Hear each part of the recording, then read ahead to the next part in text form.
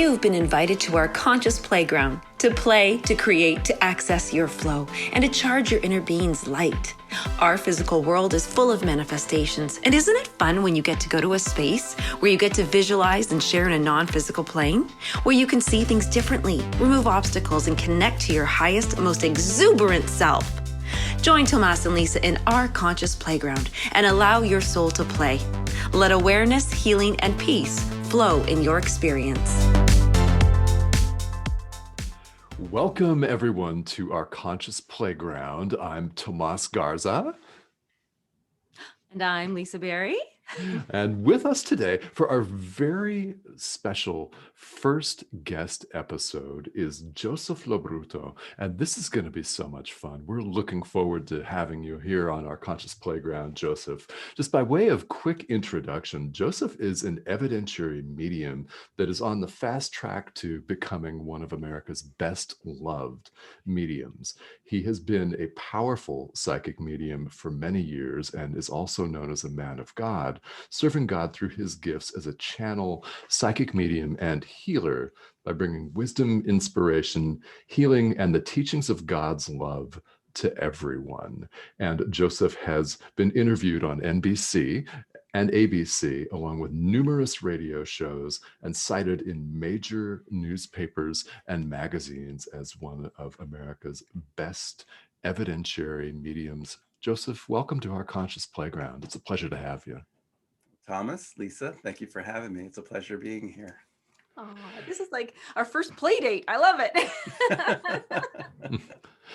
It really is a lot of fun, and we've recorded a show just with the two of us here, and we're excited to have you here because this show is all about human creativity and how we get into flow states of creativity and how that benefits ourselves, how that benefits the world. And I know, Lisa, you've said you have dozens and dozens of questions. Well, the first one I want to ask you, Joseph, we've talked about creativity. And in the past, when Tomas and I talk about creativity, we're talking about how we access it and how we do it, almost like an independent or solo type creativity. However, you do not act independently, like you have a whole crew. And so how is that? It seems so different. Like it's creativity with others. So do you ever feel alone when you're being creative, or how are you creative with these other energies? Well, I call them the collective as one thing, and they're all part of what's called the Christ consciousness that speaks through. And they all have a lot of them have their own identities if I separate them, their own teachings and stuff. But when I bring them all together, it's the collective, one voice. And when I go into a trance, it's not really meditation type phase that I have to go into. It's almost like going into a trance. It's almost like drifting off, daydreaming deeply. And this is how I connect. So I don't have to sit here. I don't have to meditate. I just it just takes me seconds just to kind of drift off a little bit, go into a trance, and I can feel it's a merging of the two. It's where my energy kind of raises, they lower theirs, and we meet in the middle, and the vibrations just kind of merge together. And once they link up, I can just feel a sensation within my body. It's like a tingling. My face features will change. Just like I'll have a big smile, and my voice dialect will change too as they come through. And this is when I know I have a connection. The connection is solid. And then I'll let them speak and I'll let them share their lessons. I do a workshop called The Ascended Masters Speak, and they pretty much teach lessons about why we're here and lessons in life. And they also give readings to people. They'll just pick someone out in the audience and they'll know exactly what that person's going through in their life without even the person asking the question. And I started as a channel, and this is how I've grown into become a medium and a healer and doing all my aspects of what I do. It sounds fun. And I love how you shared what that feels like to give you like, not validation, but like, okay, yep, got the right combination here. It's like a tingly sensation. And just Tomas, I'm excited about this one. You said it's like you're daydreaming.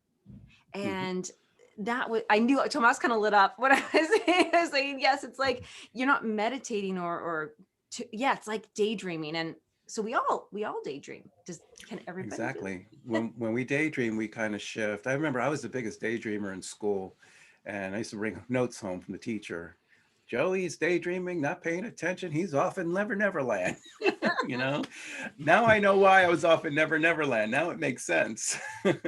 So, and that's the whole thing. When we daydream, we kind of shift consciousness and we kind of go out there, and that's the whole key to it. Yeah. Yeah, it is. And so tell us about a little bit about the notes and school. Were you often in trouble for daydreaming? Always for daydreaming, not paying attention. Yeah. You know, getting the on the desk, the pound, pound, pound on the desk, Yeah. saying, "Wake up! Where are you? Where are you?" I didn't realize that, but I was always off somewhere, and I felt like maybe I was getting downloads at the time as a child. Mhm. And as I start to get older, like most people who I went to school with, they didn't know I didn't know myself I was a channel or a psychic medium or everything. It didn't develop into my 20s when all this started to come in, and I had a better understanding of it. Sure. But I just felt like I was always interconnected, and I was just kind of out there in la la land, just not knowing. Today, in today's world, a lot of parents are very much aware of the crystals and the indigo children. And the parents will say, okay, my child may be gifted. Maybe he's doing this. Back in the day, in the 70s, nah, not at all. He's daydreaming and he's just had, you know, and it's just different then. It was a different time. That's when I was raised, and we were Yeah, me too. considered quirky, I guess, in the Yeah. 70s. Yeah. So, well, even when my mediumship abilities came out in the early 80s, I couldn't tell everybody what I was doing. This was before John Edwards was on TV. And you know, I can hear someone saying, "Get away from that man! Get away! Who's talking to himself or something?" You know, Oh, yeah. and you know. But when John Edwards, he kind of opened up the door to platform mediumship to the world, and then I felt comfortable to come out of the closet, so to say, and do this work too. Okay. Uh, okay, do you remember like either the first or one of the first incident, not incidences, I don't know what to call it that, but experiences where you did get that validation, like, wow, no, I am not making this up or crazy. This is something I could not have known, or that somebody else, I didn't know about somebody else, and now I do. And it felt like, ah, this is real. Yeah, it was in my mid 20s. I was at this time.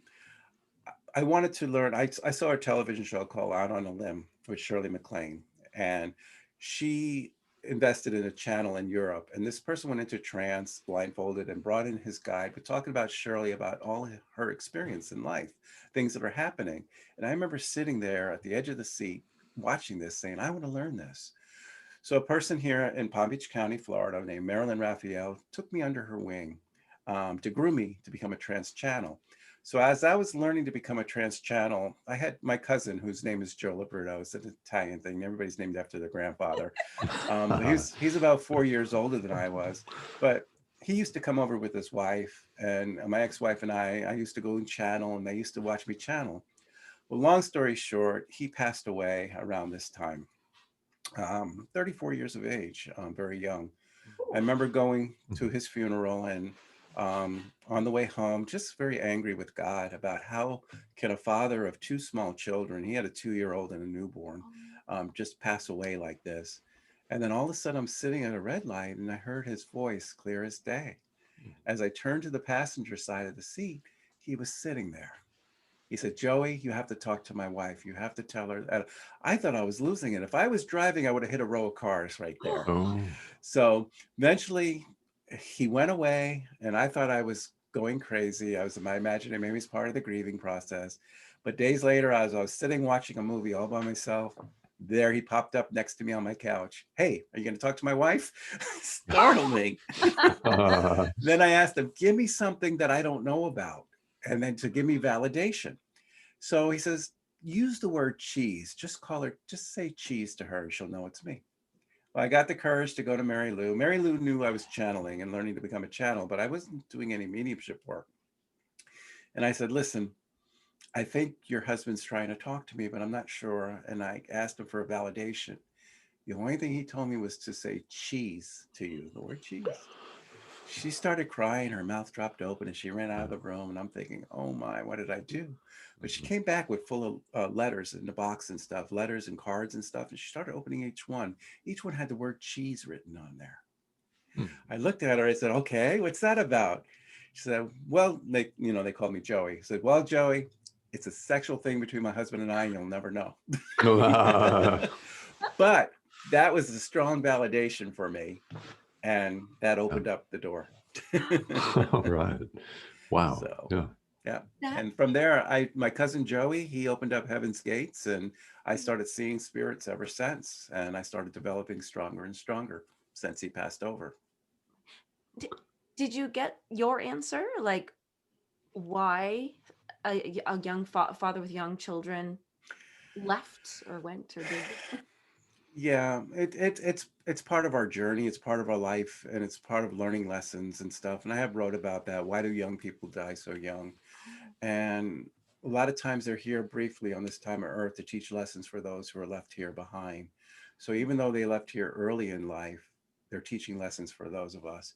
If it wasn't for Joey passing away, I probably wouldn't be doing this work that I'm doing today. Right. Um, so I liked it. It was something I was interested in, but I didn't see myself doing this as a living until he passed away. And then he opened up the gates for me. And now Mary Lou used to come over all the time for me to bring Joey through for her. And I just developed into a stronger medium. Wow. So there's always a purpose why young people die first or early in life. Mhm. And it's to help those who are grieving, who are left behind, to grow in some way. That's beautiful.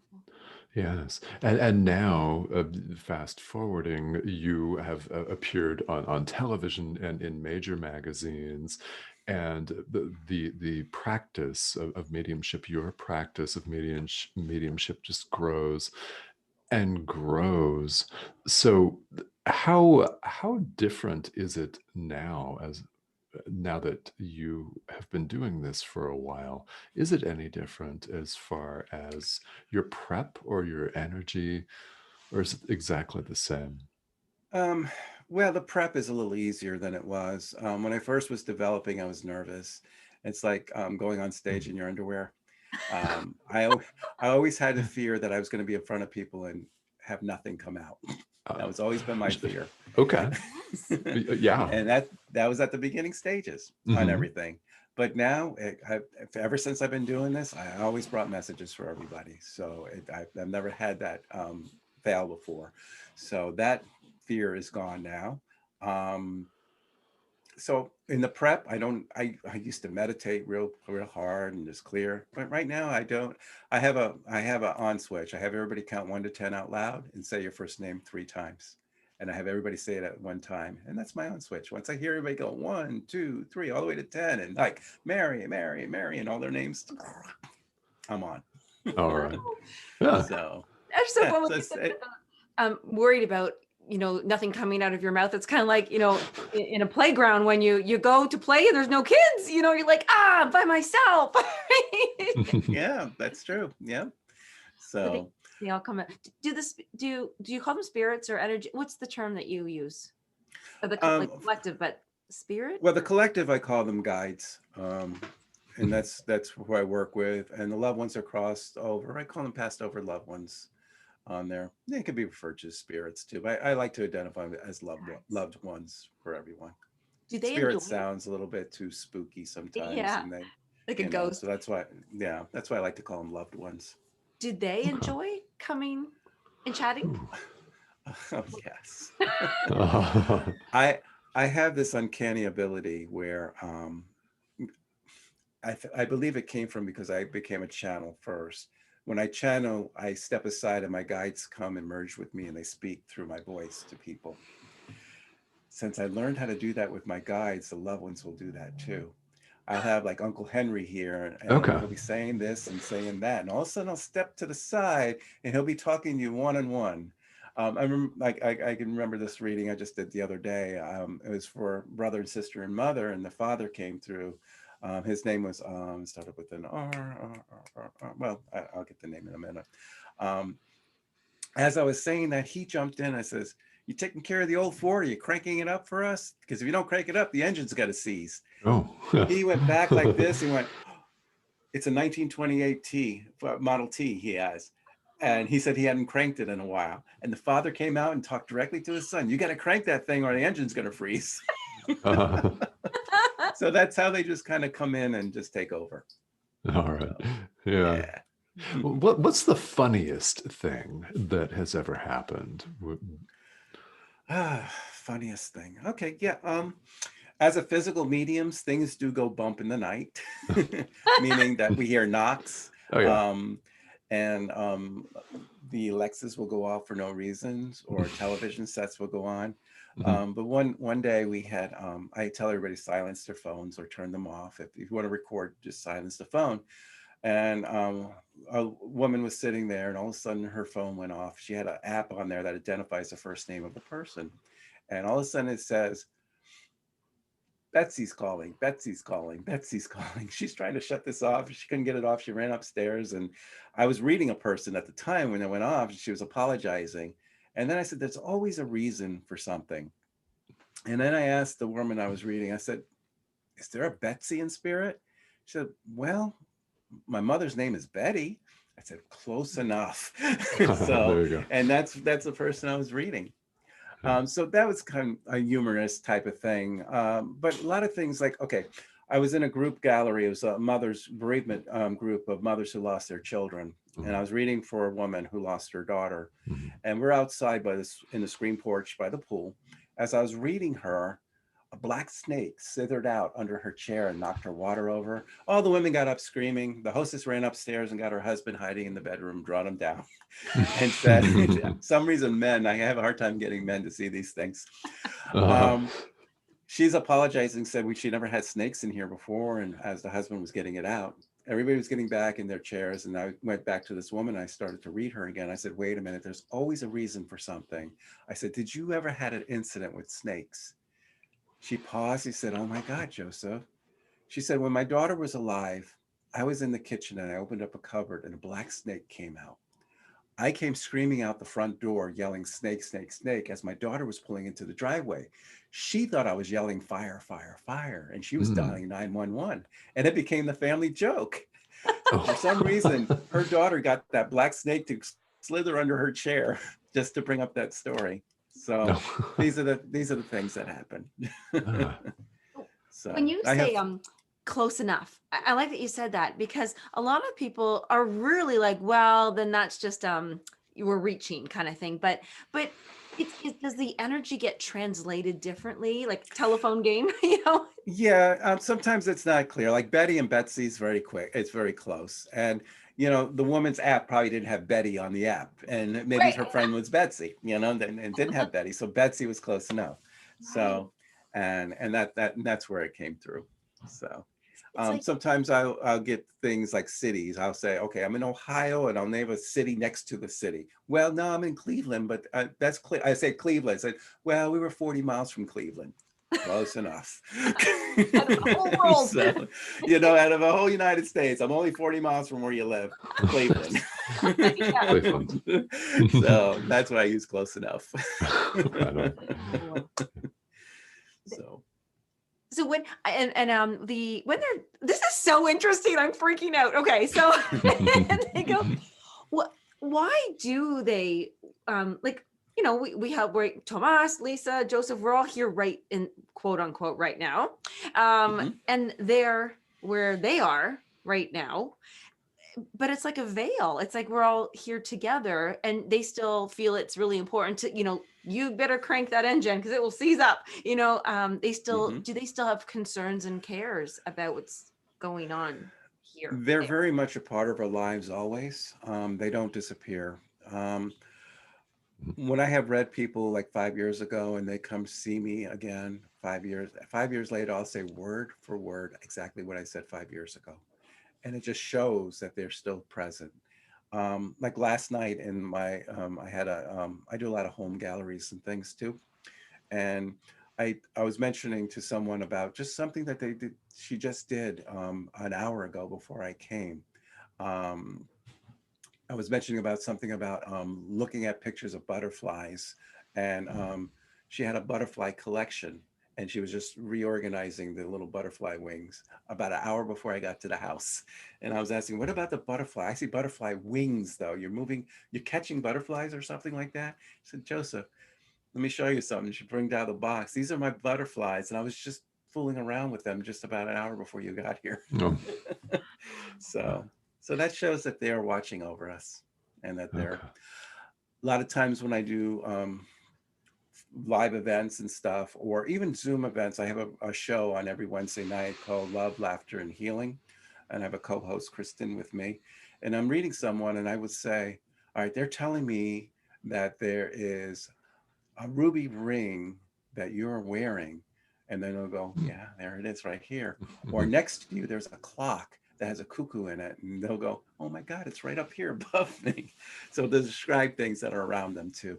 This is very validating because people need to hear validation strong like that. It's not just a generic thing, but when you have a strong validation, then they go, okay, this has to be true. And once they get on that wagon that this is real, then they open up more and more, and it gets easier and easier to read them. Okay. Fantastic.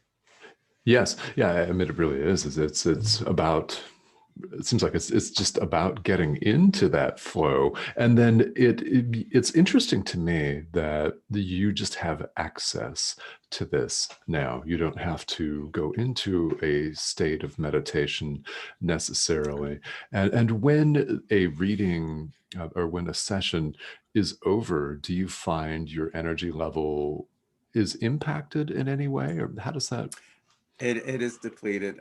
When people see me at the very beginning, for instance, if I'm doing a group reading, maybe the first 10 people will get strongest readings, and then the last five will kind of get, and then the very last will get part. So, but All yeah, right. it's like I'm at a gas, you know. Uh, But normally when I come in at the very beginning, I'm very strong at the very beginning. And then I could be like 10, 15 minutes with a person bringing up their whole ancestry.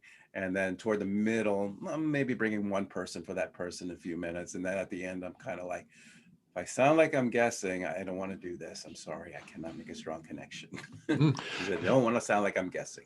yeah, yeah, when you reach that point, how long is it before you feel like you're able to reconnect in a strong way? Oh, when I run out of gas, Yeah. oh yeah, I have to have a good night's sleep after Hmm. that, and then the Okay. next day. I always shower afterwards. It's almost like getting rid of the energy. So all Hmm. that heavy energy it's my shower ritual. It's just wash it all away, take a shot of something, and I'm good.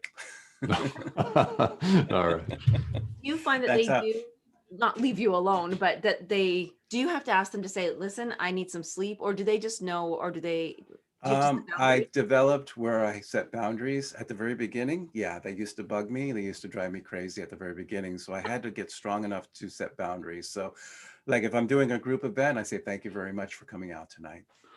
Off. I'm done. That's all it takes. Thank you very much. Those are my words to shut off. Oh.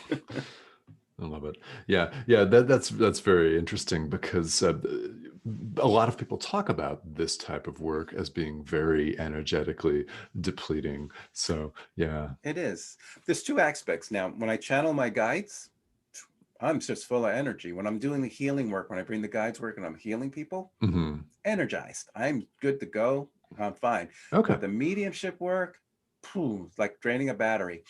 I just feel like the masters, the ascended masters and thing, they have such high energy that I'm tapping into a big energy bolt, and I'm charging, charging, charging, charging. When I hit the deceased loved ones, it's like they're hitting me and they're depleting, depleting, depleting. And that's the difference. Okay. So, Yeah. yeah. Gotcha. Yes. Yeah. And so since you've been doing this for years now, and you've been in front of so many people, what do you wish that the public at large knew about your work or about mediumship that maybe they don't know? Well, there's a lot of skepticism out there, and I don't blame them. There's a lot of riffraff out there and misleading stuff too. Hmm. I ask everyone just to have an open mind and kind of put skepticism in a box and listen to what's happening. And if you know someone who's getting a reading, listen to their reading on what's happening.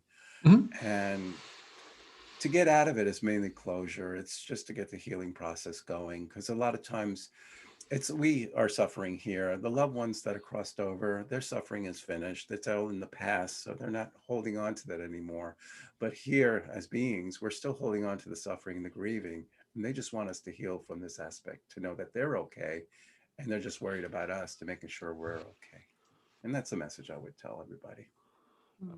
Uh, What there must be with all the, I'm sure you've had millions of questions, but is there a top three or something, categories or questions that people really like they say, I must speak with Joseph because this is what I need to hear or know or clarify? It should be like the unanswered questions about how a person has passed away. A lot of times suicides. They have a question: was it a suicide? Was it an accident or anything like accidental overdose, or did they mean to do it? So we get clarification of where that person, the loved one, was and how the death. Someone was murdered for some reason. A lot of times names will come up in situations of how things, and the person will say, yeah, that's a friend of theirs. And then things will come out across like that. So pretty much I have to say it's unfinished, unanswered questions. And this is what they come. And those are probably the top ones on there, unanswered Okay, questions. a follow up on that one because that was a big one. Like I can imagine the pressure you maybe felt because you've been tested with a 90% accuracy on your s- psychicism. Just I my don't know the word. just my ability. Your My abilities. ability. And Uh-huh. are they able to, I don't want to say this incorrectly, but use that in court? Are they are I've never had that happen, where they can use something in court. It's probably not, more it could be personal? evidence where they can lead up and see if they can find. But I tell myself I'm not a psychic detective type psychic. I tried, Oh, I read the loved ones, and whatever they want to share, they can do that. But I leave all that to the psychic detectives. right. Very yeah, cool. yeah, Yeah. So. yes.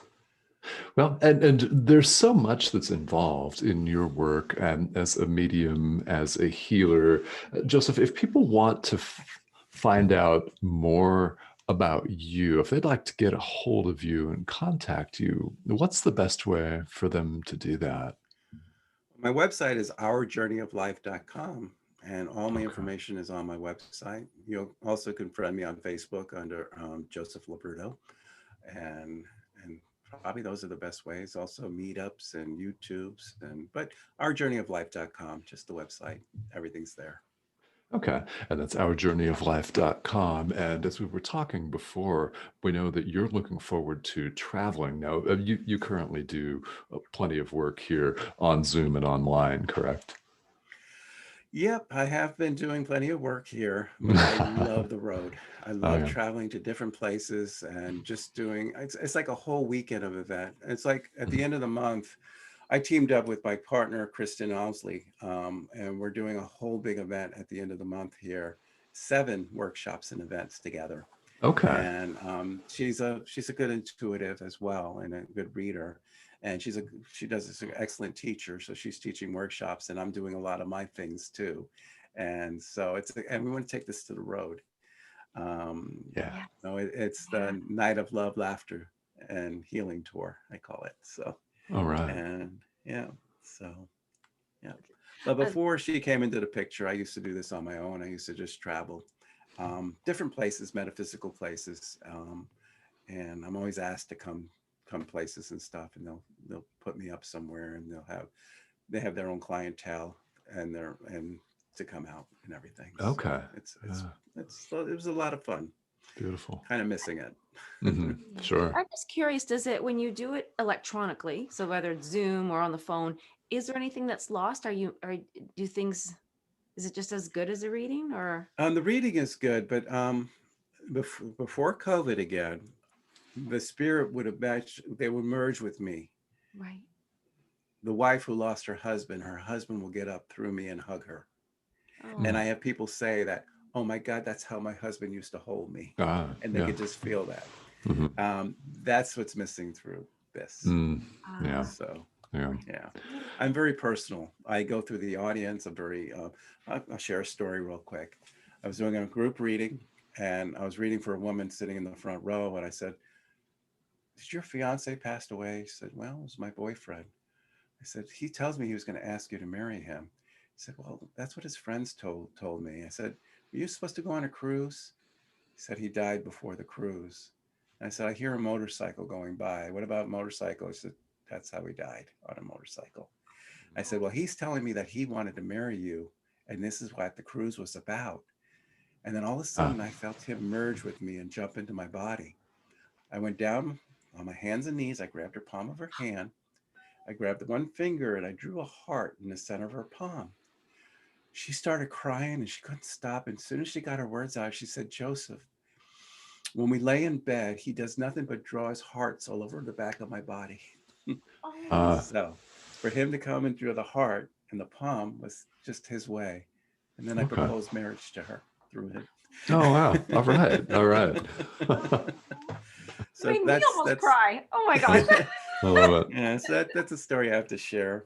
Yes. So yeah, I got so many stories, and Mhm. I've written books too. My Speaking to Heaven book is my latest book, and I have a lot of these stories in my Speaking to Heaven books that I share with everything about readings I had. Wow. Wonderful. And again, it's ourjourneyoflife.com where listeners can find all of this information. And Joseph, one more thing before we wrap up. We could continue on with this. This is so fascinating. And Lisa and I've learned so much from you. What would you like to leave the listeners with today? Just to have faith that our life continues on, that this is not it. Sometimes we get into a place that we feel that our life is troubled and hardship. Just know we're in a lesson in life. Life's this journey, and we're here to accomplish different things in life. And if we look back into where we used to be and where we are now, we can see how much we have accomplished. Our loved ones are always surrounding us, they're always with us. Our guides are always with us and assisting us. Call on your guides, they're here to help us, they're here to help you. And they're always there. And where to speak to them is through the heart. I say heaven is within the heart. This is where you talk to your guides as well, is through the heart. Oh, wonderful. Yeah, that's beautiful. Thank you so much. Well, Joseph, this has been such a pleasure. And thank you so much for joining us here on our Conscious Playground. Well, thank you for having me. Oh, so much fun. Okay, thank you so much, and thank you. I'm going to say thank you, Stacy, for just connecting people, and any of our listeners. If you feel like, hey, I know somebody who would be great on our Conscious Playground with you, please reach out to us and let us know. We're happy to have that. And again, yes, thank you so much, Joseph. Thank you. All right. Thank you all for tuning in. This has been our Conscious Playground with Joseph LoBrutto, and this is so much fun. All right. Thank you all.